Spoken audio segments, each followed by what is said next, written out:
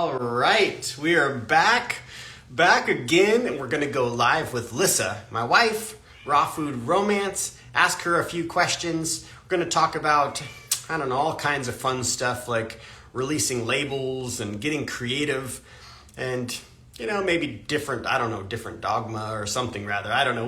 We'll see where it flows to, but glad you could come back. I'm not sure if you were joining me with the lunch that we just had. It was a delicious lunch. Had some wraps that we made the day before yesterday. Actually, we made the wrap the day before yesterday. We wrapped the wraps yesterday and then had the leftover wrap today, and it was delicious. So be sure to check out the raw vegan bundle. Go to my link, grab the bundle real quick, come back to the live, and we can hang out, ask Lissa a bunch of cool questions, whatever's coming to our mind. And that way you'll have the bundle so you can make some of these delicious appetizers, these recipes from all kinds of creators. We've been really loving a lot of the stuff that we've been making. We've been doing what we eat in a day videos on our YouTube channel, both Lissa and I, Lissa's Raw Food Romance and Raw Natty Nate. So be sure to go check out the YouTubes and see what we've been posting every single day. Lissa already has hers released today. Mine will be out at 5 p.m. today for what we ate on day 4 of the recipes that we found inside the Raw Vegan Bundle. It's definitely been a tasty few days. So good to see all y'all coming in. Let's call her in. So check us out. I'm in the office.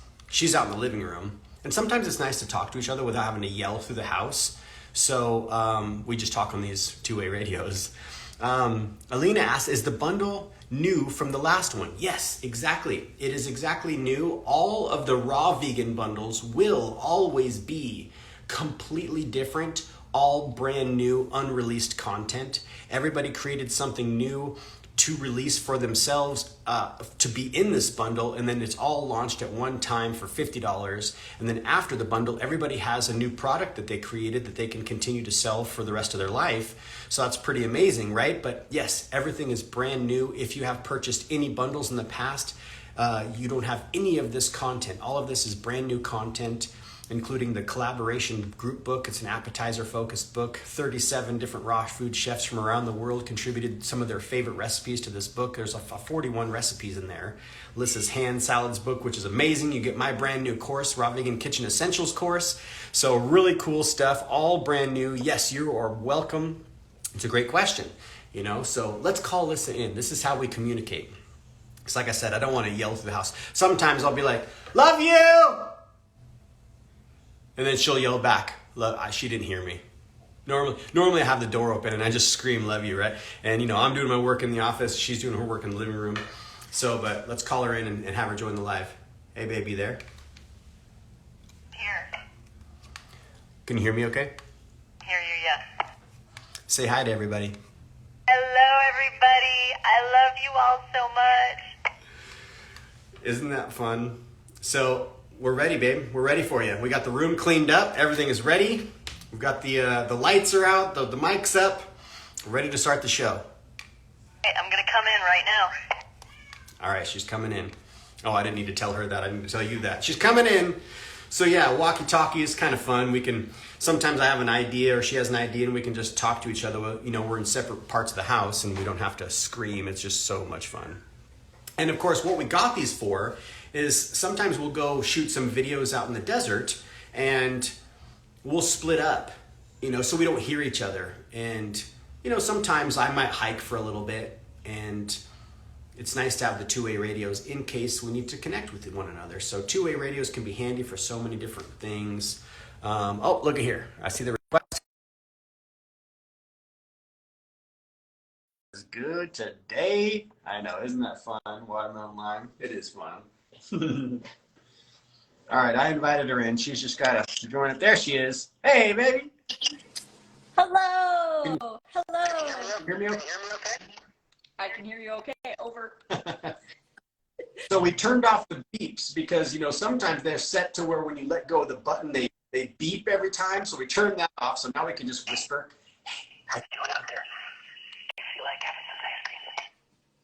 I feel like eating wraps with you tomorrow. We need to make wraps tonight. Oh, I love the wraps. So, look here. What's the name here? Alina says, I just ordered the silicone sheets for my dehydrator. Woohoo! You're going to be having so much fun. Oh my gosh. So babe, what we wanted to talk about today, what like releasing labels, being creative in the kitchen. What other stuff you want to tap into? Oh, let's see what's on the website, you guys. If you go to the website, link in either of our bios, you can actually go to the 2023 live event schedule, and you can see all the lives that are going on right now, all the way up until May 11th. So please go to the website. You can leave the live and go check it out. You can always come back. We'll always be here. So, but go to the website and see all the lives that are going on. So today at 2 p.m. it says live on. How to get creative, making recipes, and adding more variety. Yes, yes. So that's what's happening right now. So we're going to talk about, how to get creative. And also, like, I really like that we're going to talk about releasing labels, because that's part of like enjoying new recipes and enjoying being a raw foodie, and actually enjoying more variety, because there's a lot of ideas out there of like the dogma, the restriction, or I can't have this, or I can't have that, or whatever. And that limits our variety. And then we fall into diet minimalism, which can actually be detrimental to our gut microbiome. So it's really important that we explore more variety by releasing the labels. It's so powerful, so true. I hear Raja here and out there and on here for his lunch. It's 2 o'clock. Letting us know he's at 2 o'clock every single day. He does his thing, or at 3. And yes, hi Raw Vegan. This here will be posted on my page. I'll add Lissa as a collaborator, so maybe she can post it on her page as well. So yes, so it will be posted. So if you do need to leave, you can come back and check it out, listen to it later if you want to. But no, that's such an amazing and deep topic, like a really important topic, releasing the labels, not getting sucked into wanting to be, you know, a certain way or perfect. And, you know, and of course, like freaking yourself out to where you're not adding enough variety, which then of course is a trickle effect, messes with your gut microbiome, messes with your mental state. Huge. Yeah, it is huge. And I do see it. I mean, both of us see it. Many people are, you know, they're messaging, they're like, I'm having a really hard time trying to be raw. And then when we ask, like, give me some details about what you're eating, what's a day look like for you, and we find out that they're under eating. For one, they're not eating enough calories in general, but they're also not eating enough variety. And I feel like we get stuck in this idea that diet minimalism is more ideal, and that the more simple we eat in terms of the amounts, like, of different foods that we eat, the more simple it is, the easier it is on our digestion. But that's akin to laying on the couch or not exercising, right? Because we put our bodies under good stress to grow it, right? Like breath work. Breath work is uncomfortable, but it strengthens our lungs. Cardio is uncomfortable, but it strengthens our heart and muscles. Weightlifting is uncomfortable, but it builds our muscles. Meditation is uncomfortable, but it builds our mind. So when people are trying really hard to be very limited in the amounts of foods that they're eating, they're not challenging their gut to grow. They're actually contributing to atrophy. And it's making it harder for them to digest a variety of foods later. And then they're like, well, I can't digest greens, and I can't digest broccoli, and I can't digest beans, and I can't digest this. I have to eat very limited. And yes, for some people, they may need to start there, but it's not a place to stay in. You have to challenge your gut. It's the same as with your muscles.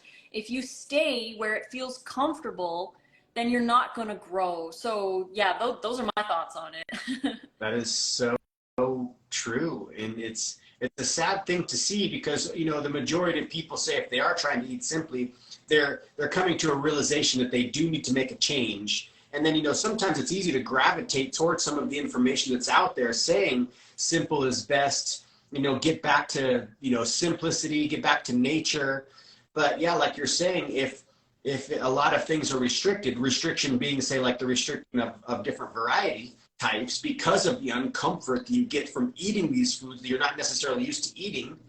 The only reason is because you haven't grown the gut microbiome to be able to break those certain foods down. So yeah, like you're saying, if you continue just, say you're trying to be like, I want to be 100% fruitarian and fruit only, then sometimes that limits the variety, which you don't challenge your gut to grow and to be able to digest and handle, say, cauliflower or carrots or these other foods. And then that, you know, like in the long run, that can be kind of detrimental if it goes too far in a lot of ways. That's what it seems like the science has shown, and that's some of the things that we've heard. I know, and it's sad to see, because people do, I feel like, it generally want to be healthy and conscientious of what they're putting in their body. Mm-hmm. Yeah, exactly. So instead of limiting everything, like, yes, obviously, like we said, some people need to start there, but it's about progress. So every week, every month, you're adding new varieties in small amounts, and you're growing, and you're challenging your gut with different food combinations. Like Nate and I, for the most part, we can eat any combination of any food, and it's pretty fine. Like, we don't have any issues. We don't follow food combining rules to a T. We don't, like, you know, all these little rules and like regulations and everything can cause some people to have disordered patterns when it comes to their eating habits. And this can make things even worse long term. So it's very, very, very, very important that we work towards more variety and towards different combinations. Like, some people look in on our salads and they're like, that's too many ingredients. One person was like, I don't want your wraps to have like 18 ingredients. And I'm like, well, you're not gonna like the wrap book, because it's like, we put a lot of variety in our foods because we understand the value of eating a wide variety, and it builds the microbiome so that you can eat more variety, but you have to eat the variety to be able to eat more variety. Like, it's like a cycle. Of course, what's so important, and what both Lissa and I really wish that we would have done in the beginning, or no matter where you're at in life, if you're listening to this, of course, the best thing to do, first and foremost, is go grab the bundle, click the link, go get the bundle. That's first and foremost. That's the best thing you could do for yourself. The second best would be go get your gut tested, order a test and get your gut tested to see your microbiome diversity. It's kind of like, you know, testing your blood, like, what's your blood level? Is your B12 level right? Is your omega-3 right? Like, that way you can adjust, and it's really nice to see where you're at and build the gut microbiome. It makes it kind of a game. You're like, let's see if this next year it's going to be growing in a better way, and it makes you more conscientious of what you're actually putting in, and you see new things at the store. You're like, what is that? I don't even know what that, I've never even seen that before. Maybe we should get some of that and throw it in one of our salads or our wraps, or, you know, blend it up, or just see what it is. Adds more to your day-to-day, right? Because, and I love your analogy of the forest, right? The forest analogy is so great because it makes sense. It does make sense in a way that you'd want to go as simple as you can, but actually, when you actually get in deeper and dig into the concepts and the studies of the microbiome, the gut flora that we have within our gut, the beneficial bacteria, and how that really helps us in different ways, our immunity and our mental health and clarity. We want to feed them their preferred fuel source, which is a variety of different plant fibers. So yeah, tell us your famous forest analogy. I love this analogy. Oh, thanks, babe. Yeah, the forest analogy. So we value biodiversity in our forests, and it's like something that we as a society want. And like, we understand the detrimental effects of monocropping our fields, like having fields and fields and fields and fields of wheat, or fields and fields and fields and fields of soy. And it's very limited in the amount of variety of life and other plants that grow along. And we understand the importance of farming practices that include a wide variety of different plants that grow around, and they all help each other, and it creates this beautiful biodiversity. Like, if you go into a forest, you're not seeing a monocrop of ferns. You're seeing ferns and moss and fungi and trees and all kinds of insects and all kinds of life in the forest.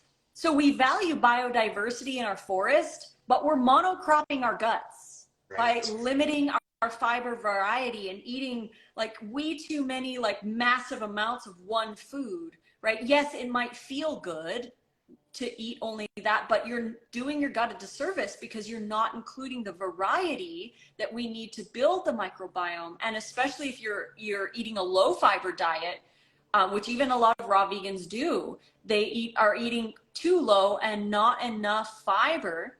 And in the name of diet minimalism, because they're trying to eat really simply. And in my books, simple means the least amount of processing, not the least amount of variety. So simple to me and to you means chopping, blending, dehydrating, you know, like the simple different ways that we can process our foods into different forms, like burger patties or whatever, right? I mean, it's a food processor for a reason. It processes it into a different shape. But we're talking, when we say simple, we mean simple forms of processing, not using heat over 115 degrees or whatever, but not eating simply in terms of limited, right? So we believe that we eat simply, but not in the same terms as diet minimalism, because minimalism it's a great concept, but it's a great concept for our closets and our junk drawers and our houses and the stuff that we have, right? Minimalism is great for that, for living a more minimal life, but it does not work in our guts, because our guts need the biodiversity that we need that for our gut to thrive, not monocropping. So we have to stop monocropping our guts and start introducing new varieties. And it takes, just as it takes years to grow a biodiverse forest out of a monocropped land, it's going to take months to years for you to grow your gut from a monocropped gut, right? So it, like, even when you said, like, you wish that we would have been able to test our gut microbiomes when we first started, even just in the last, now it's almost been 2 years since we've been doing gut testing, even after being raw for 9 years, our guts are still improving. Yeah. So it's not like a month thing, it's long term. Amazing. I love it. Yeah, to watch the growth is so amazing. I did see a couple comments back here and questions. I don't want to get too far ahead. Let's just address those here if they're still here. It's infectious. Yes, so good. I'm working on healing my gut right now through water fasting, due to going back and forth from raw to cook. My works best on raw. Yeah, I'd like to address that really quickly. When you are not feeding your gut fiber, you're atrophying your gut. So it might feel like you're healing your gut, but most people, and I've talked to hundreds, if not thousands of people who have very similar experiences, when you eliminate fiber, which you would be doing on a water fast, you're eliminating your gut microbiome food. So they're gonna die off. So it's not, in my world, in my mind, it's not very gut healing. The thing that heals the gut is fiber and short chain fatty acids that you get when you eat fiber. So when you eat fiber, and this is whole fiber, not juice fiber, right? Like, yes, you get soluble fiber, and yes, that feeds a little bit of your gut, but we need the insoluble fiber as well. So when you eat the whole food, the way nature made it, you get that fiber into your colon, your microbiome then eats the fiber, and they poop out something called short chain fatty acids. The short chain fatty acids do multiple things in the body. Number one, they're very anti-inflammatory. So anyone with issues with the gut, if you start eating a lot of mucilaginous, inulin-rich fibers, they can actually help to lower inflammation as you build your microbiome. Number two, they're short chain fatty acids, and the acids actually create an environment that is not friendly to the bad bacteria. So the more fiber you eat, the more short chain fatty acids you produce, the less likely you're going to have the bad bacteria overgrow. So that's number two. Number three, short chain fatty acids. So when you eat fiber, the microbiome makes short chain fatty acids, and those fatty acids fuel your colon cells, your colonocytes.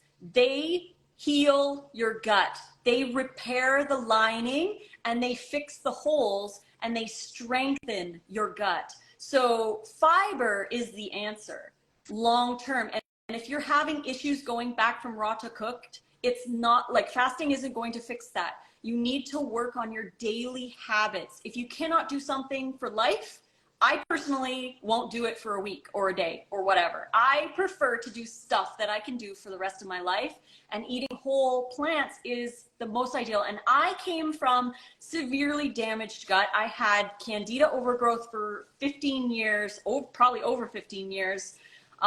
And I have a family history of gut disease. My mom had colon cancer. My uncle, her brother, died with Crohn's disease.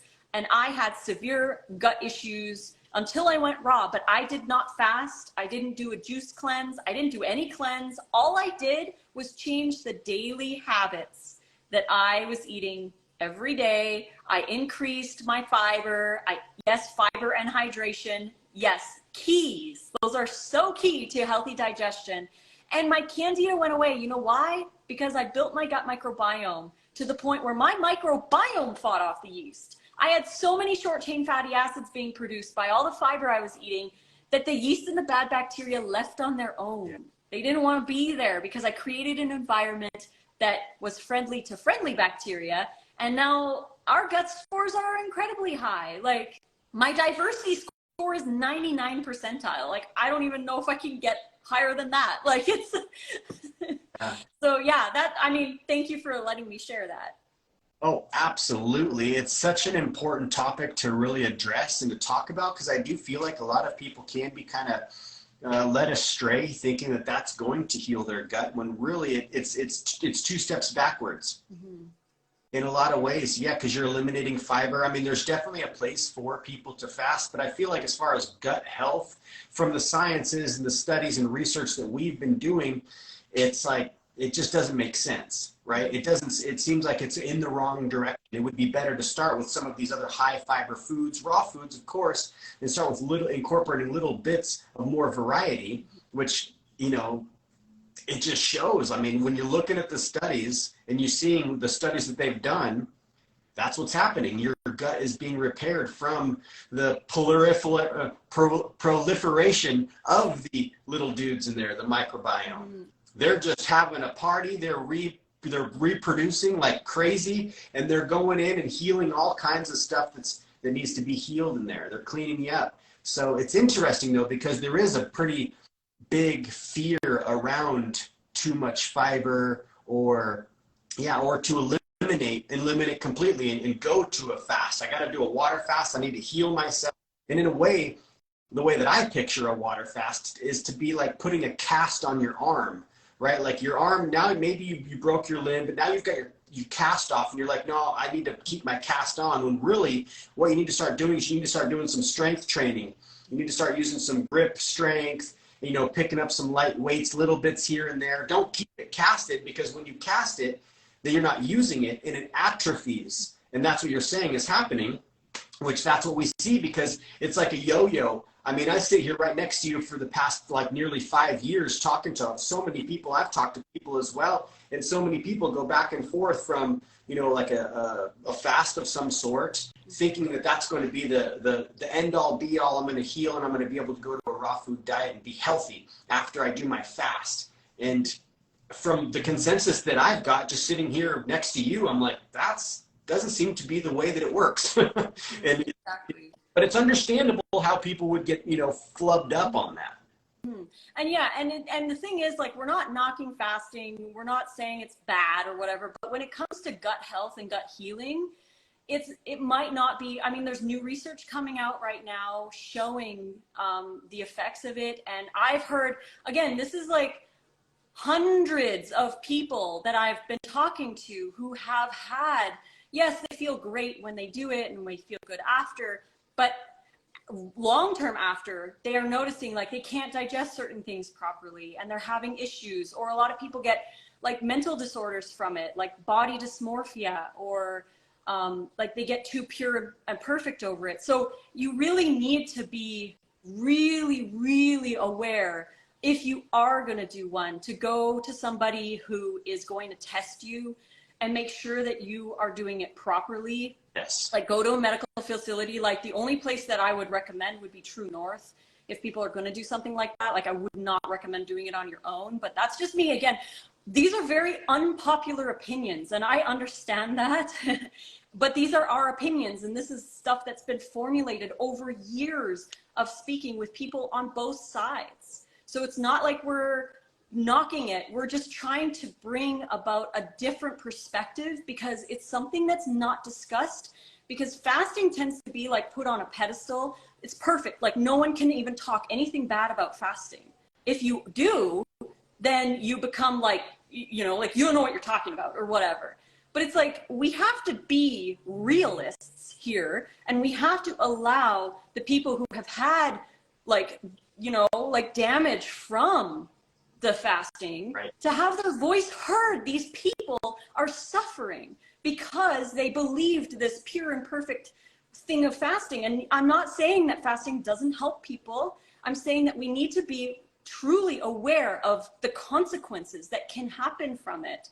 So it's, yes, True North would be the only place that I would recommend, because they have medical doctors who've been doing this for a long time, and they will not fast you if your body is not in a state to fast. Yeah. And they turn people away because they're responsible, right? They understand. Yeah. So. And we've known people to actually pass out in their own home, knock out the front teeth and stuff, because they pass out, hit their face on the floor, they're blacking out because of not watching their levels, seeing that their blood pressure is so incredibly low because their blood sugar is low. And yeah, they're trying to do this on their own and still conduct a life. It is best to go to a facility if you're in that much of a dire strait, right? Or dire strait. But yeah, it is something that has to be addressed. It has to be talked about. And like you're saying, it is so true. It feels like it is taboo or sacrilege, I should say, to talk bad about or talk out against the consequences of doing something as extreme as a water fast without supervision, because you read a book, you watched a couple of YouTubes, and you got inspired by somebody talking about how powerful the water fast is. But really, in the long run, the consequence, because maybe summer's coming, you want to fast, you want to get tight, you know, or your swimsuit, you know, summer's coming up or whatever. And yeah, it doesn't seem to be the thing that really works for people. I see a lot of that yo-yoing back and forth, trying to figure out what the struggle is. What it comes down to is just being consistent, just like anything in life, working out consistently, going to bed at the right time consistently, drinking water consistently, right? These are the things that are going to bring benefits to our life. So when we're consistent with our variety and the abundance of the different foods that we are intaking, our gut's healed, we feel great, we don't need to fast. Like listen, people ask us all the time, right, babe? Like, so do you fast? We're like, every single night. Every single night, 8 hours. Like, you know, and because we're sleeping. Yep. So, but yeah. Watermelon Lime here is asking, what are the symptoms of candida overgrowth? Like, what were they for you? I had a lot of symptoms. Like, I had a lot of issues, and I've done water fasts. Like, I tried to do water fasts to get rid of my candida. This was a long time ago, before I was raw. I had the brain fog. I had the acne. I had severe cravings. I had mood issues. I had all the digestive problems, like the typical gas and bloating. I had yeast infections. I had skin issues. I had a lot of the symptoms. Those were some of my main ones. I probably had other ones too that I can't even remember now, joint pain. And and I did a lot of cleanse kits and fasts and stuff between the ages of 19 and about 32, I would say. I tried over and over to do all kinds of stuff. And I did, like I said, I did fasts. I did a lot of anti-candida kits, like herbs. I did lots of heavy doses of herbs. I did loads of probiotics. Like, I took a lot of probiotics. I worked in a natural health store, so I was exposed to all of this when I was young. In my late teens is when I started learning about a lot of this stuff. So I've done gallbladder flushes, and I've done juice cleanses. I've done a lot of stuff in my 20s and my early 30s. And then when I was 32, I kind of gave up, because every time I would do something, I'd feel good, and then I would have problems. I wouldn't be able to stick to a healthy diet or whatever. Like, I just wasn't able to stick to it. So at age 32, I kind of gave up and I gained a lot of weight. I was just eating whatever I wanted. I was getting worse. I had so many symptoms like prediabetes and PCOS and all kinds of stuff. And then in 2014, I decided to go raw, but I didn't want to do anything extreme. I just wanted to do what I just wanted to enjoy life. I mean, that's the whole point of being alive, is to enjoy life and not to get all like worked up in like the little things about healing and other things. So I just went raw and I ate a wide variety. I didn't listen to all the people who were telling me I was doing it wrong because I was eating garlic and onions and whatever, spices. They're like, no, you're doing it wrong or whatever. I healed my gut. I lost the weight that I needed to. My acne cleared up. My gut balanced finally after like forever, it feels like. And I did it all without having to do a yeast cleanse, without having to do a fast, without having to do that, because I became consistent. Right. And that's what I've noticed for a lot of people too. I know people, I've got some close friends who have done juice fasts or like even green juice fasts and water fasts and things like that. And it's still been like years and they're still trying to heal. Like they're getting better every day. Right. And they're adding more variety and they're working with their gut, but they're like, I wish I never did that. And I mean, we're all like, again, we're just trying to share a different perspective that is not normally shared. Yeah. And we know the value of fasting. We're not saying we're against it, but we're trying to help people to see a different perspective because it's like glossed over. It's like this pristine, pure, perfect protocol, but people don't realize that there are consequences. Yes, you can heal one thing, but you're gonna have a lot of other issues that might arise from it as well. So, yeah. Ooh, it's so well put, babe. It's just, it is sad to see because, yeah, I know some of these people you're talking about, and it like breaks our heart because you can't tell them in it. And, you know, a lot of people put the walls up and not want to hear or a different perspective because they're really striving to do the one particular thing. And it's not until years later, it's like breaks our heart. Like they say, I wish I never would have done this. I wish I would have listened to you, or I wish I would have never done this. I want everybody to know that this is what happened to me, because it is not talked about necessarily. It is glossed over in so many ways. Yeah. And if they do talk about it, and both of us have noticed this, like if you do talk about it, you're like approached with like, you don't know what you're talking about, or you're wrong or whatever. And it's like, you're stifling the stories of these people, and it's not fair. And then they're told they fasted wrong, or they didn't do it right, or they didn't go deep enough and they have to do it again. And it's like, they're already suffering more now after. And they aren't given all of the angles. Yeah. That's what they're only given like the of it instead of the, hey, watch about this because you never know what might happen. Yeah, exactly. That's what really drew me to you in the beginning before we even met, was just your name. Was just your name, Raw Food Romance. I was like, because I was tapping in. I mean, I was reading all the stuff that I feel like everybody does when they come over into this niche, this community, this circle, this area. And what you were promoting was building a healthy relationship with your food. And that to me resonated with me the best. I was like, this is what I want. I want to do this forever. I want to be like an 86-year-old skier I just met who reversed his stage 4 colorectal cancer at the age of 42. Been a raw foodie ever since for 44 years. I want to be like that dude. I need to do something that's sustainable. And what you were promoting was building a healthy relationship with your food, and your name alone said it for me. Raw Food Romance. I was like, this chick's dope. Like, she knows what's up. I love that. She's saying, because it's making sense.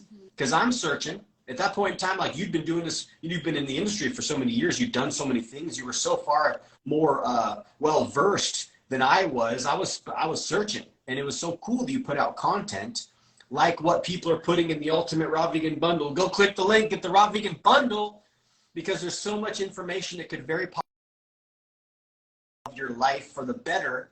And that's what's so cool when I bumped into you. I went home after meeting that guy on the ski lift and was like, I got to figure this out. Found your book, or found you on YouTube, bought your book that night, I was like, this is legit. I could eat this, and I could eat this every day, probably forever, because it's all delicious, healthy, raw food.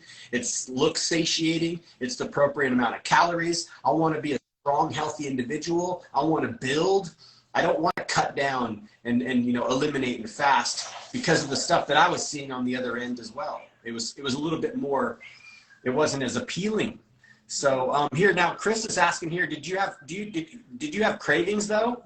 Now I'm scrolling back just to make sure I get your guys' questions. I'm sorry if we're kind of going off on tangents, but yes, let's talk about a little bit of cravings, babe. Yeah. Okay. So cravings are a reflection of your current habits. You're going to crave what you habitually choose when you're hungry. So there's a confusion between hunger and cravings, right? Hunger is a natural signal that our body sends us when we need fuel.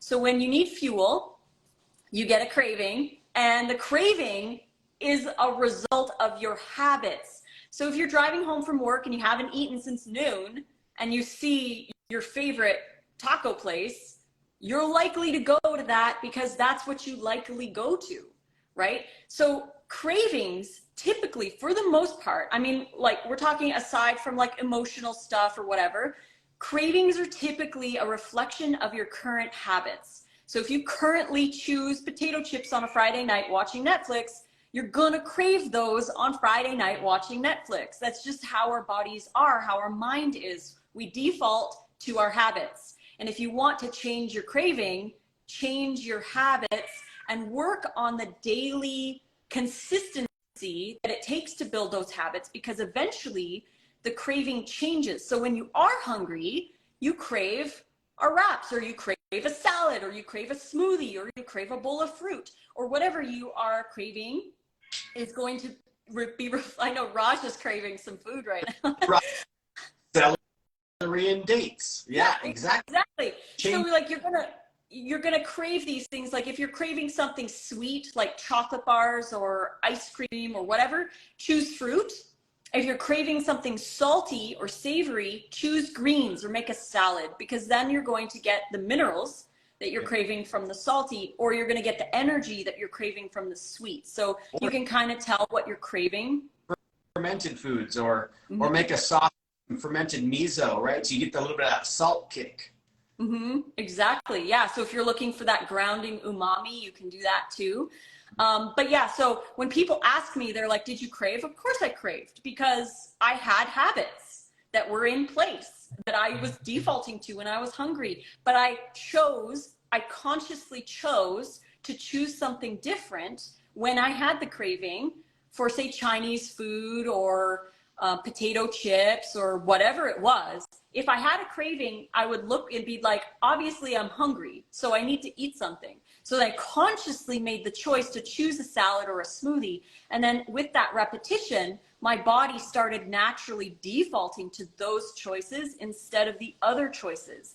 And when people ask me, do the cravings ever go away?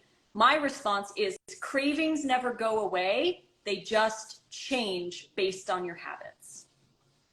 Brilliant. Oh, just observations over, my life. That is so, it's just so perfect.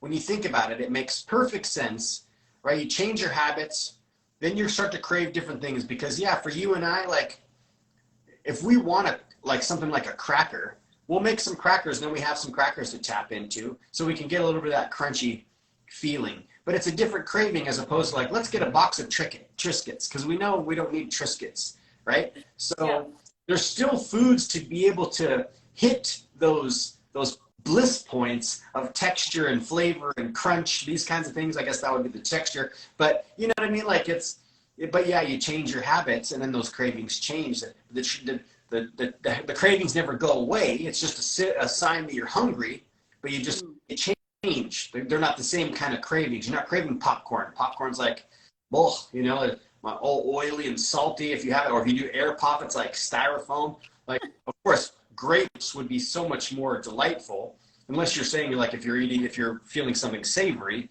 you can kind of go to a different direction. See, Shelly says, love your story. And now Alina says, it's horrible. I can't eat most fruits, mostly greens. Thank you so much.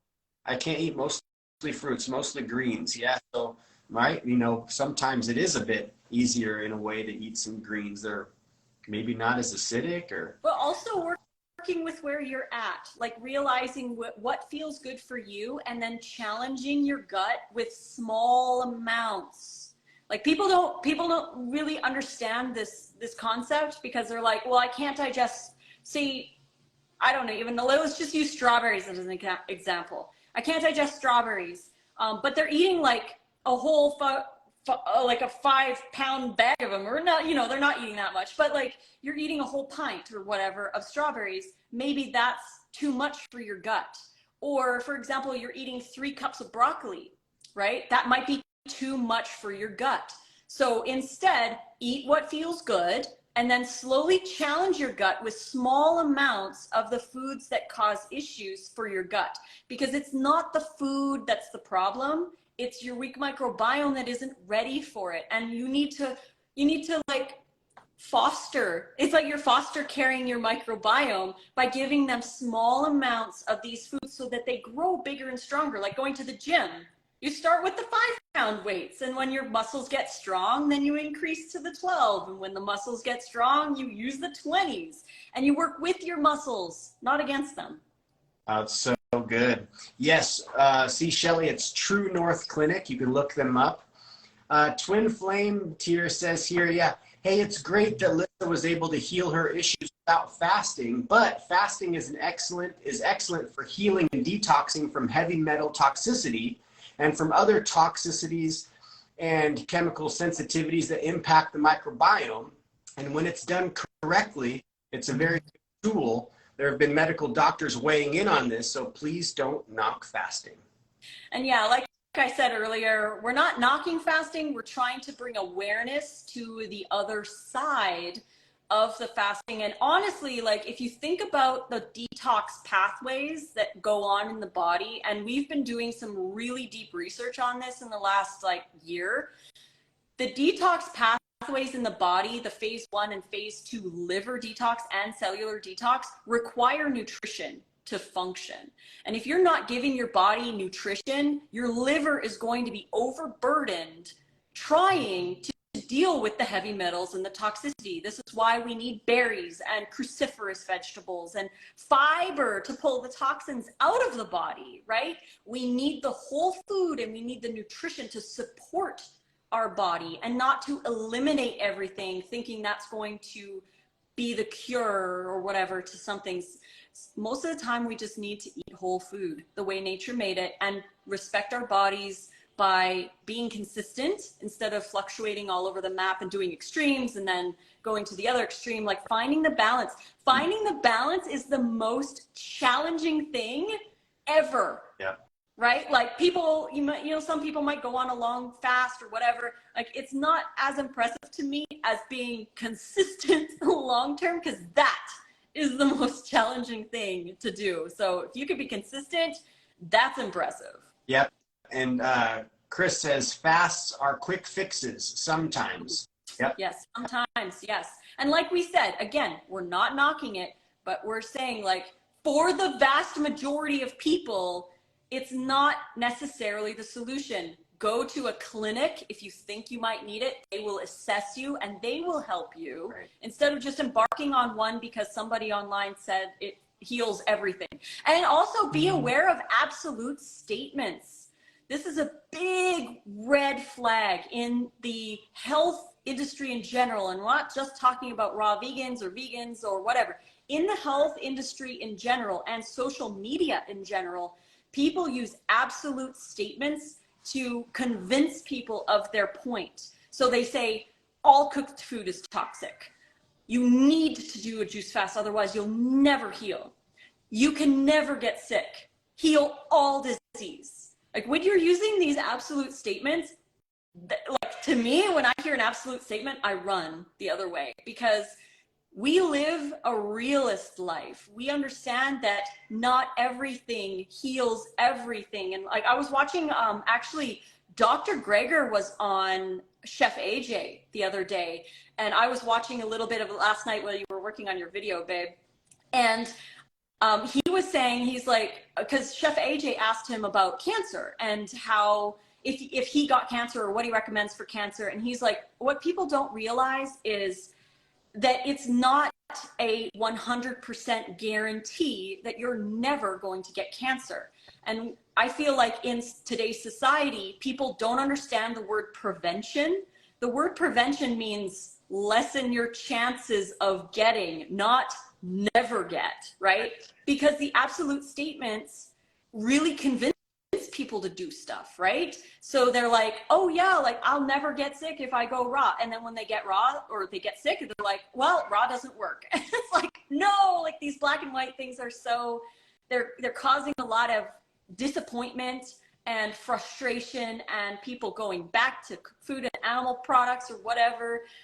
So it's very like, we have to be discerning with the information that we see online and really ask questions and dive deeper into looking at like both sides and not being too biased one way and really understanding that it's not black or white. And somebody is saying in the chat, it's easier when they're young. And I've noticed that as well. A lot of young people will do a lot of extreme things and their bodies can deal with it a lot better than older generation. Like as you get older, your body does change and it's okay. You just have to work with your body and you need more consistency as you get older. So setting up those habits when you're young is really going to be beneficial. Yeah, definitely. And of course, you know, switching the mindset, understanding that you do love yourself, you want to live a vital life full of, you know, good energy and being able to move around. And so you change your mindset and you start to feed yourself properly. Yeah. Really, in a way, you think in nature, when would we fast? We would only fast if we were injured because we're in shock. We can't eat anything. Like it's been a day. I've been like, you know, trying to get to the doctors. I broke my arm or my leg, right? Or of course, if there's a famine, there's no food anywhere. Everybody's fasting because we can't eat. Or you're just like really sick. You're just like, bull, don't you get that out of here. The smell alone is making me want to vomit. That's like naturally when you'd want to fast. So to force ourselves into a fast because the body's giving us certain symptoms, there's something wrong. Okay, I need to fast it out. This is what I need to do. I need to reset my body. Sometimes that very potentially could be going backwards. Mm-hmm. Exactly. I like that you brought that up too, because yeah, when would we naturally fast? We would naturally fast when we're injured, right? And like, or like say you broke your jaw, you know, like it's going to be hard for you to eat or whatever, or when you're in shock, like you said, or when you're under severe stress. Like if you just found out that your significant other died in a car accident, you're probably not going to want to eat, even though you should, you know, like maybe take time to like, it's really challenging in those situations, but under extreme stress, your body is like the last thing on its mind is eating during those times. So like those would be other times that you would probably, but I like that you say like, when you look at food and you're like, oh, I would like you just like, you feel sick just looking at your favorite food. Like if you're like looking at one of my wraps and it's your favorite wrap ever and you look at it and you're like, well, yeah, oh, like I can't eat it, right? Because that's your body's way of saying, hold up, give me a couple hours. And normally after a couple hours or the next day, you're like, I'm good to go. But I noticed a lot of people too, they'll message on like pictures or whatever, and they'll be like, I'm on day so-and-so of a fast. I would love this. Oh my gosh, I like, oh, your pictures and blah, blah, blah. And it's like, that's your body saying eat. Exactly. Your body, those signals. Yeah. So like both of us say too, I mean, fasting definitely can be a very powerful tool in so many ways, but there can be a disordered relationship with it. And I think that it was Vegetable Police who had a video, and I loved how he put that together. You know, he's kind of a comedian. He's like, there's people who like live to fast, like they eat all kinds of stuff so they can get back on the fast because the fast like is exciting. It's something different. It's two extremes, binge and purge. Or there's people who fast to live, like they fast, they keep fasting so they can go and binge and eat all this kind of crazy stuff. And it's cool. They're going to come back to their fast. And so, of course, it's such extremes.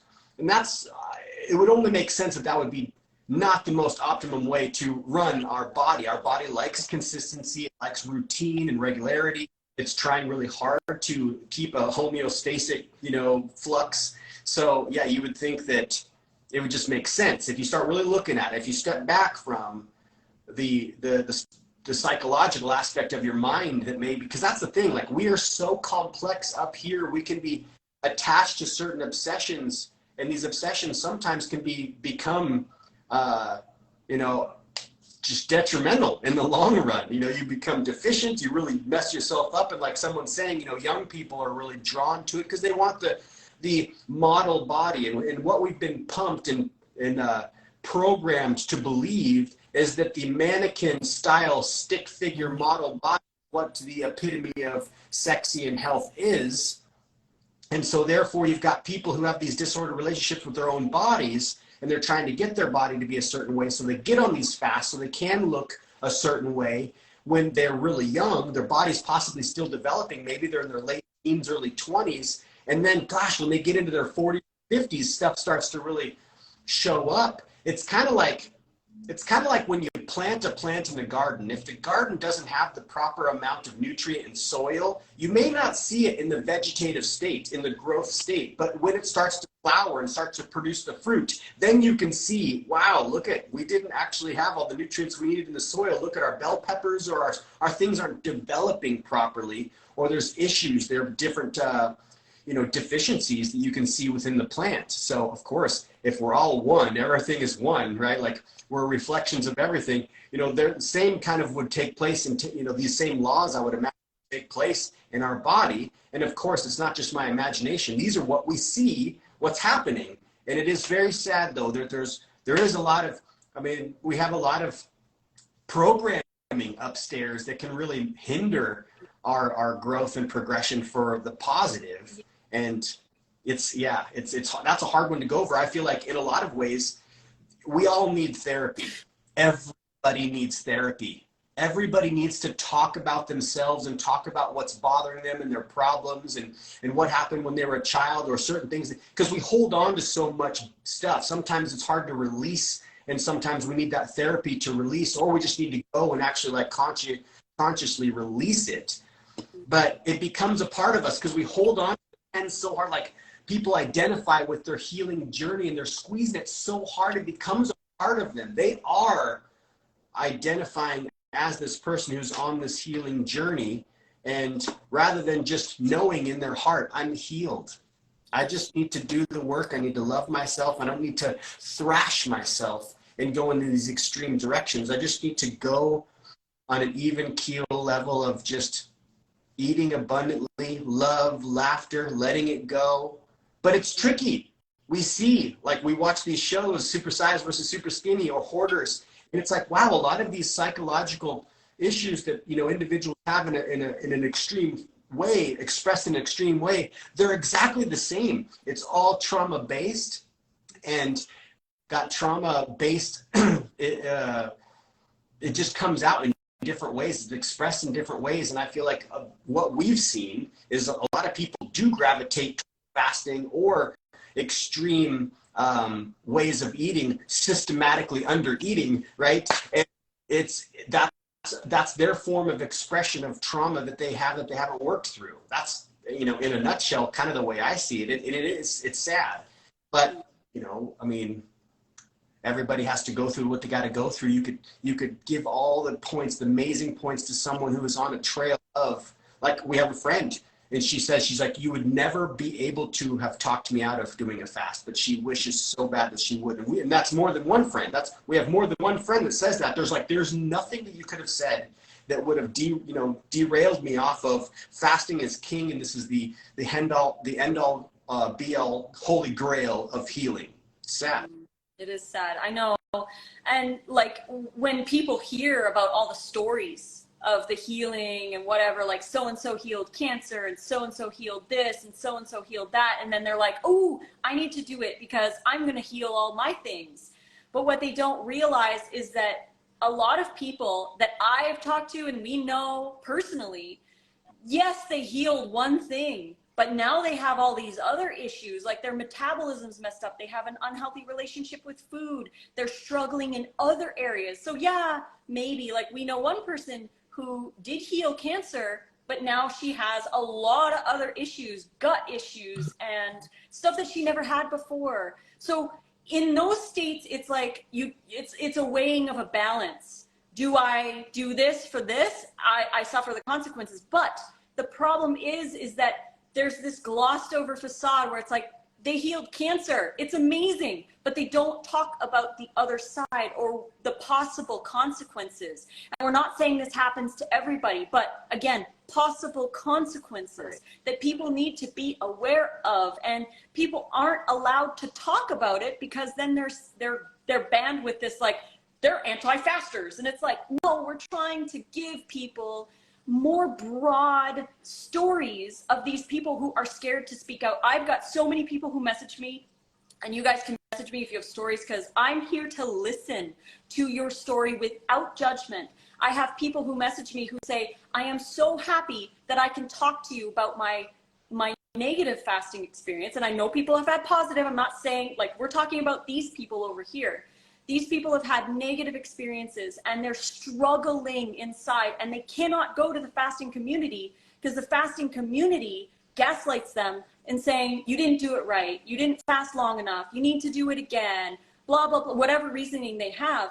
And they feel unheard and they feel like they can't figure what's going on. So when you have a safe space for them and their story can be told, then we can dive in and find out what was the issue and how we can help them and be there for them so that they feel validated and they're not brushed under the rug by, you didn't do it right, or you need to go longer, or whatever. And sometimes these people are suffering from deficiencies. And this is why True North is a better place to go, because they study your body so that if you do happen to go too deficient, because most people who go on a fast are going on a fast because they want to heal. They're already deficient in a lot of things. And when they go on a fast, they get more deficient in some stuff. So it can cause more problems later. So we need to give space to, yes, there's stories of greatness, right? But there's also a tremendous amount of stories of people having issues. 150, right? 100 people that I've compiled over the years of people who have damaged themselves through going to these extremes. There's so many people who have, and then they go backwards. They go back to eating animal products, or they start bashing veganism, or they bash the raw food diet and all these things, but they're not taking responsibility for their actions of right. What they've done to themselves, because we're ultimately in control of what we are putting in or not putting into our body or withholding from our body. So yeah, it's a deep topic in a lot of ways, and I know it's really it's praised in so many ways, and it's interesting because there could be parts of me, the conspiratorial mindset of Nate is like, oh, maybe there's like factions out there or groups out there that are bent on decimating the microbiome of mankind through putting out, there's so much information, and everybody glorifies like how amazing fasting is. And there's people like you're saying who have healed themselves. Of course, they have, it's been beneficial, but there's also people who have healed themselves of cancer who didn't even go raw. Right, like Mike Fremont, 100 years old, 101 years old. He was on Rich Roll, healed himself of cancer. When was he? Was he 80 or was he older? 80? I think he was 60. He was 80 when he started running marathons. So he was 60, decided to go vegan, plant-based, and just cut out all the funk and just started eating, good plant-based foods, cooked foods. He reversed his cancer. Same with the guy that I was eating with. He was a raw foodie. Right? He's like living foods. He didn't talk about fasting. He didn't mention fasting one time. I mentioned my mom fasted, but he didn't mention at all that he fasted. He did it with living foods. That's where I was drawn to this guy, because I was like, okay, I just want to be a strong, healthy individual, and I should probably change my ways. This seems the most appealing to me, but I could see, because I really like to look at things in both lights. I could see how it would be appealing to someone to want to go that route.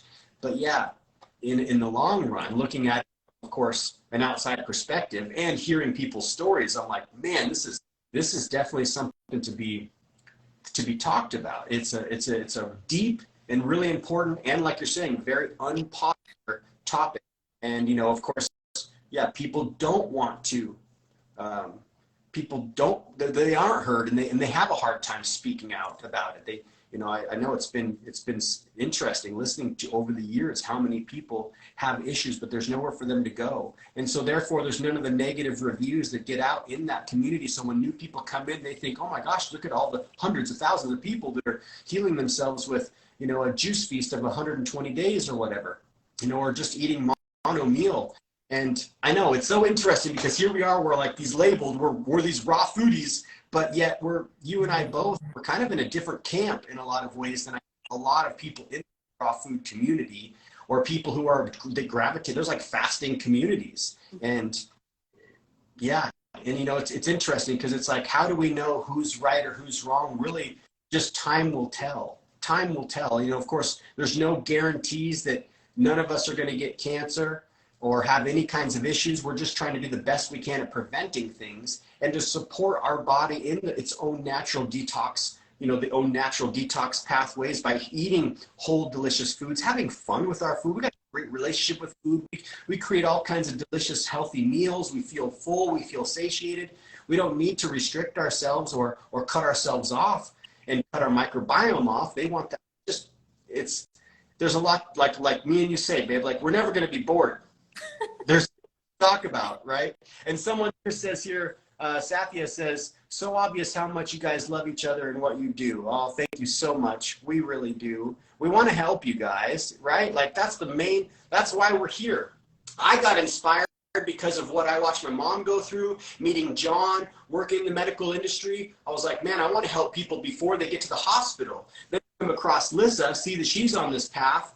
We joined forces. So now we're just like, oh my gosh, now we're, you know, say for lack of better terms, hell bent on getting the message out that we should be eating more fresh fruits and vegetables. That's really all it comes down to. We're not trying to convince anybody of any one way, but just eat more fruits and vegetables. You can't go wrong. And that's one reason why we love John Kohler. John Kohler is an amazing individual who's always pumping the same kind of thing, you know, and he's a definite big proponent in drinking a lot of juices stuff. And it is interesting though to compare numbers.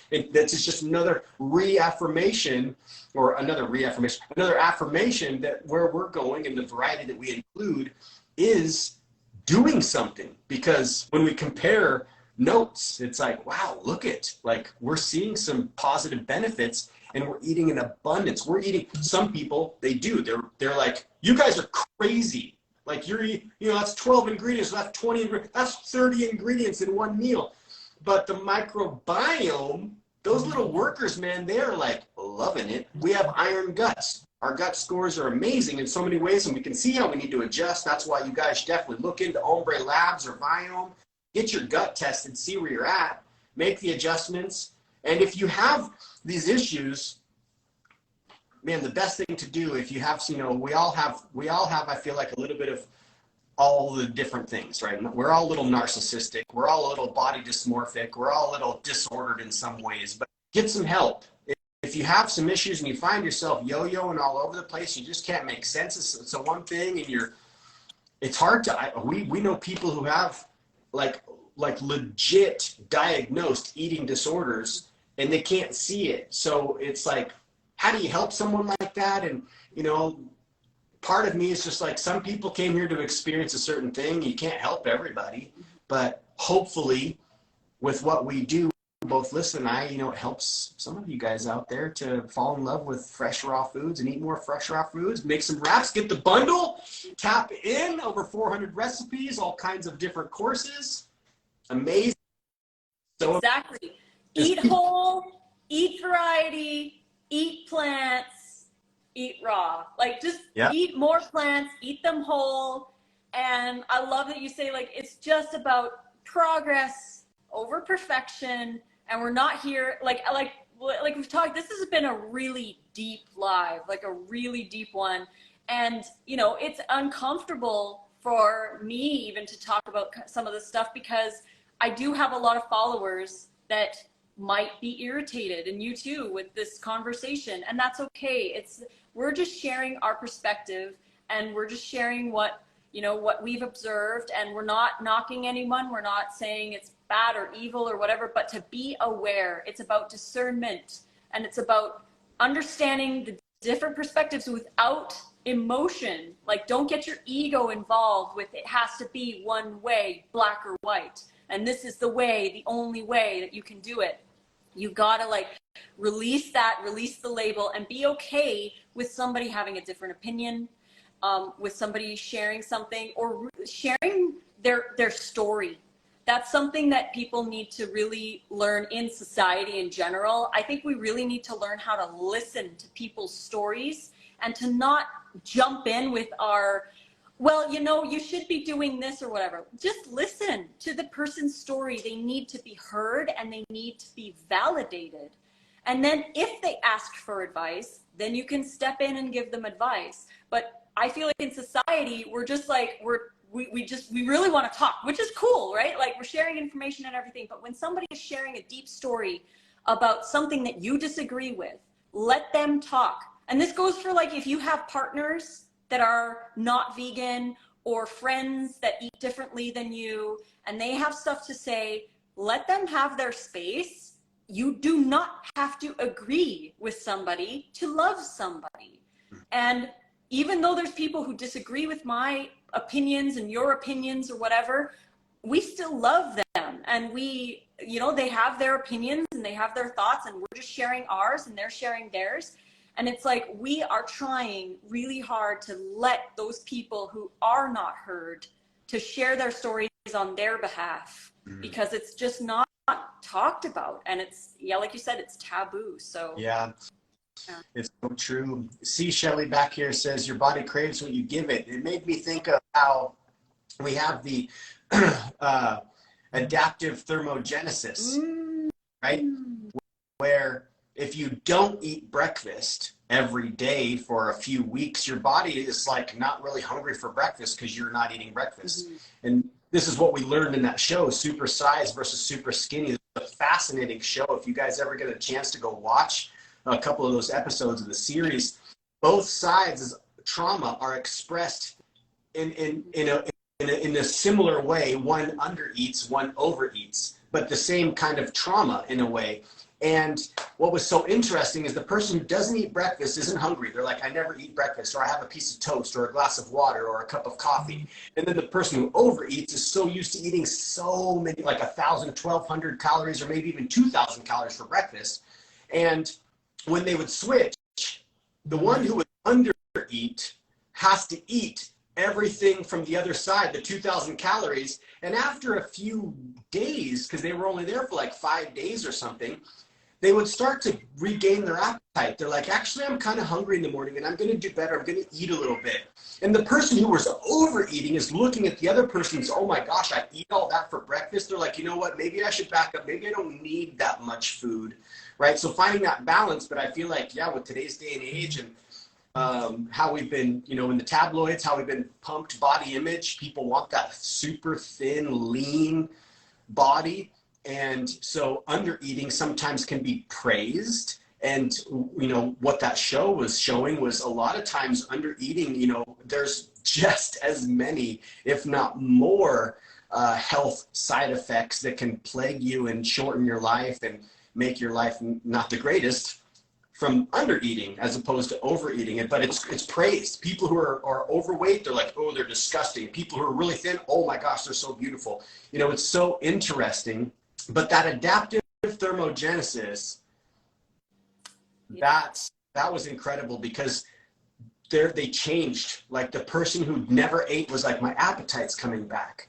So you know, that's another really powerful one. And that's where, you know, both you and I, we don't intermittent fast. If we do, you know, I might intermittent fast a little bit, not to say that that's like horrible, you know, but on a raw food diet, it's really kind of unnecessary. Like get a few hundred calories in you in the morning after you've been awake and you drank some water for a couple hours, that's appropriate. Sometimes you're just not naturally hungry until 10, but noon, by the time noon comes around, now you're going to go like, you're kind of feeling snacky because maybe you've been up for 6 hours or 5 hours or more. And now you're going towards stuff that isn't most optimum because maybe you have stuff around you or you hit the vending machine or somebody buys something, but you're so hungry because you haven't eaten for 6 hours. Yeah, it's interesting. Yeah, like all of the trends and stuff with diet culture, they just don't really fit in a raw diet. Like a raw diet is like in a league of its own, really. Yeah. There was somebody who was saying, and I really appreciate you saying this, Betsy is saying, thank you for sharing your knowledge. Wish you could have talked to my younger self. Thank you for sharing that.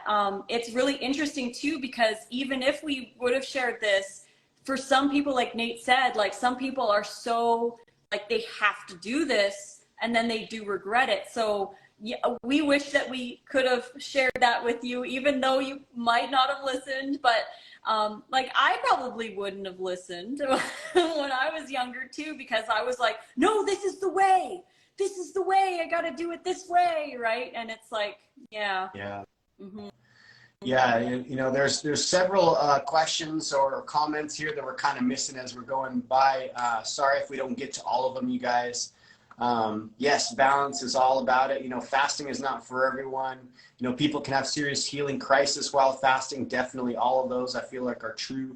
How do you handle raw food with picky kids? That can be tricky, you know. I mean, for me personally, I've got 2 sons. They're grown men now. They're 20, 22, and we weren't, I was raw.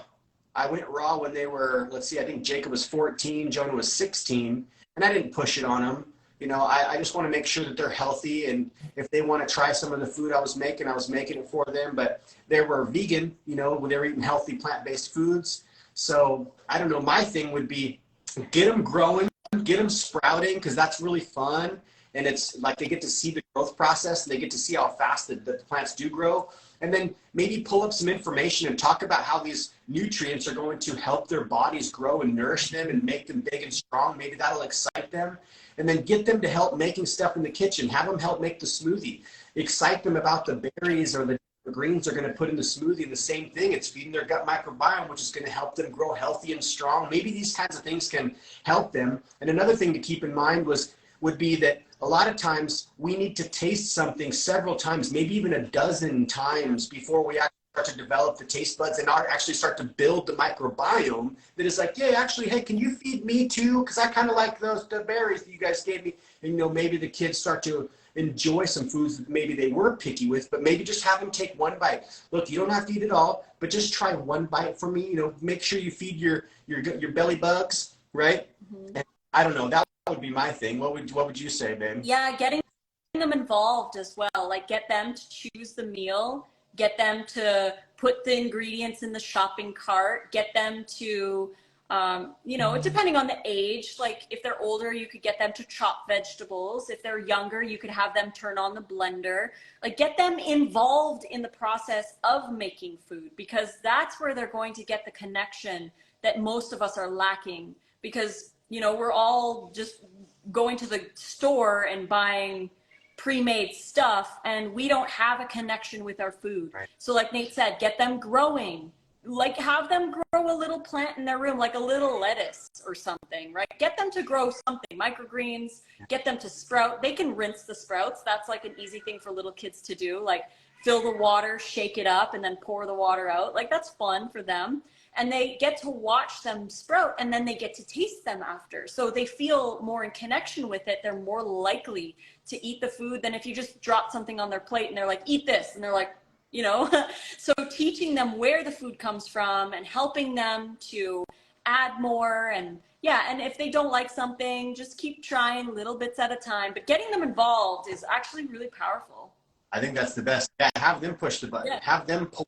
Have them make a mess. I'm telling you, from one parent to another, whoever has kids out there, my kids are 20 and 22, and they're at the age where now it's kind of tricky to organize our lives to be able to hang out together. They're working, we're working, we live 12 hours away from each other now, and just really stay present with this moment with your little ones. When you have your little ones, it's going to fly by. I know you guys have probably all heard this. It's totally like a cliche thing, like time flies. You never realize how fast it goes. You know, I'm 60, but I still feel 20. Man, the kids grow up so fast. So like I said, let them make a mess. Who cares? You know, like they're going to be out of your house before you even know it. And you're going to miss those little guys.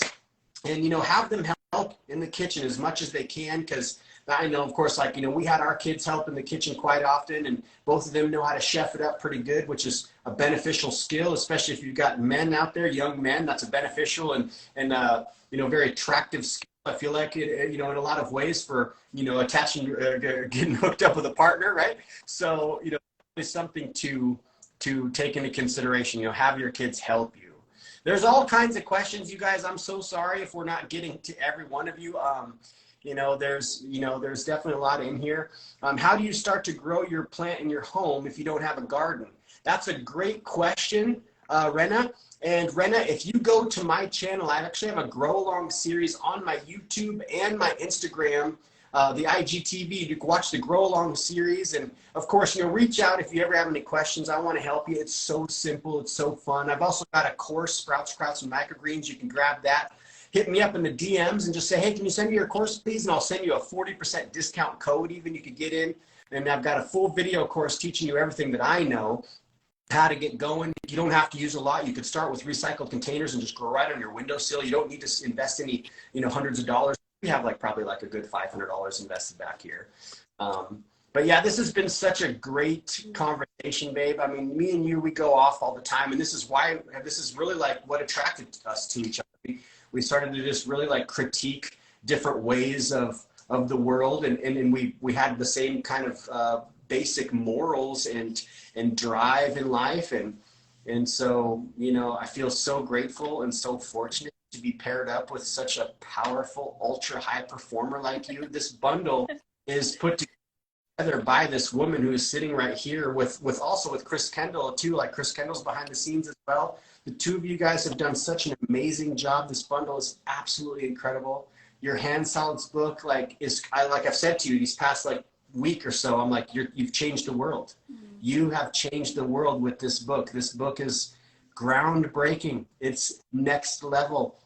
And of course, you know, people can come in and enjoy these foods. These are powerful, powerful foods that can very possibly, just with the right energy and approach, just serving one of your friends or loved ones can convert them to wanting to incorporate more fresh fruits and vegetables into their life. And that's really the whole purpose, right? And somebody said back a little while back, I think it was, I can't remember your name, I'm so sorry. It was back there a little bit. I passed it. It was saying, you know, like fasting or indulging and then fasting for punishment. And that's something that, you know, and all of these topics, of course, you know, Lissa and I, we could go on talking for like probably like a year straight nonstop, just have to stop to sleep and water. But and eat, of course. But it's interesting how, yeah, there are some people who do. You know, very possibly we came here to experience different levels of trauma, right? Maybe there's some people who came here to experience an abundant life and they don't have to experience a lot of trauma, but I feel like a lot of ways there's a lot of trauma that takes place on this planet as a human being, and some people really do like to punish themselves, and it is a sad thing, and it's hard to help certain individuals who are on that path. We have had friends, both Lissa and I, close friends, who are diagnosed, you know, disordered eating, or eating disorder, and they have, you know, they suffer from anorexia. That's a very serious disease, and a lot of times what we find, like, that's why we are on the side of the fence, so to speak. If we were to separate ourselves, like, we don't want to separate ourselves, but we are where we are. We just have a different perspective. Different perspective, and it's people hide behind this diet. The diet. To mask their disordered relationship with themselves or with their food, in the light of health and well-being. And it's a great way to hide. And we're very smart as human beings. Like, we're very smart with how we, you know, conduct ourselves. And it's just, the psychology is so deep. And I've said, I kind of envy the vampire, if the vampire even exists. The idea and the concept, not of feeding on blood and killing people and that kind of stuff, but the idea that they live forever. Like, imagine how much you learn, because I don't know, I'm not very versed. Like, I've read some books and there's certain things that make sense to me, but I haven't dedicated my entire life or a lifetime, 25 years, say, to psychology and understanding disorders disordered relationships with food and such. So it's such a deep, deep topic, and it's a painful topic to talk about. A lot of times we don't want to talk about, you know, we've been brought up to not talk about certain things that may ruffle feathers or that are unpopular and these sorts of things. So yeah, it's interesting. And, you know, of course, like I said, this bundle is such an amazing thing for everybody. I feel like in the world, doesn't matter what age, doesn't matter if you're vegan or raw vegan, like get the bundle, make some of these recipes, have some fun with your life and with your food, laugh more, love yourself, and like when you love yourself, we're reflections of one another. When you love yourself, you love everyone else too. And it's so incredible how, like, you know, sometimes it's hard to love ourselves. You know, we have this programming, we've got some sort of negative loop that's constantly playing in our head, in everyone's head. I feel like in a lot of ways, some people have overcome it through meditation and really having good self-talk and programming themselves, hypnotizing themselves to believe that they are worth loving themselves, right? But there's a lot of people who are in a lot of dark places. And yeah, and I feel that they can hide in different corners of different diets, right? Like maybe it's on the complete opposite spectrum, like a carnivore diet or a keto diet or something, or, you know, it's this extreme over here, breatharianism or something, right? So yeah, I know it's so crazy, and we can't agree with everybody. It's just never going to happen. There's not anyone in this world is going to agree with every single thing that, you know, we're saying or that you're saying or whatever. Like, that's just what makes the world go around. But we can all offer each other some different perspectives and different insights. And that's why the bundle is so epic, because you're getting all these cool insights, interviews. You're tapping into the minds of different creators from around the world. It's so amazing. Thank you for sharing space, and thank you for everybody who's been in the chat who has shared. We love you, whether you agree or disagree. It's all good. We just want to share our views and ideas, and thank you for listening. And yeah, go grab the bundle if you're interested in adding more wraps. We've got somebody who said making wraps tonight. Can't wait. Love this new bundle. It's all raw, and it's all all raw, oil-free, brand new content. If you've got bundles in the past, you don't have any of this content. Everything is brand spanking new, never released until this bundle. After this bundle, if you were to buy people's stuff, it's totaling over $1,800. So you're getting it for $50, all raw. Amazing chefs and people from around the world that have come together to create something to shine and share their message and share their light and share their creations with the world, to just all make us happier, healthier human beings. Exactly. Awesome. Well, we're going to be live. I'm going to be live again at 6 p.m. That's PST, going to be live with Raw Chef Yin. We're going to be talking about why we include living fermented foods into our diet. So people who are interested in like understanding like unpasteurized tempeh, miso, sauerkraut. We're going to be talking with Raw Chef Yin, who makes her own unpasteurized tempeh. We're going to talk about that and living foods compared to raw foods, and do living foods fit on a raw diet and all that fun stuff. So that's going to be at 6 p.m. PST. Raw Chef Yin, she's so awesome. And then, yeah, we'll be back tomorrow with more lives. If you guys want to see all the lives that are happening, click on the link in either of our bios, go to the website and see all the lives, and then you can join in on any of them, ask us questions, that kind of thing. It's all good. We love you all. Mwah! Mwah! Bye, guys. All right. Ciao, ciao.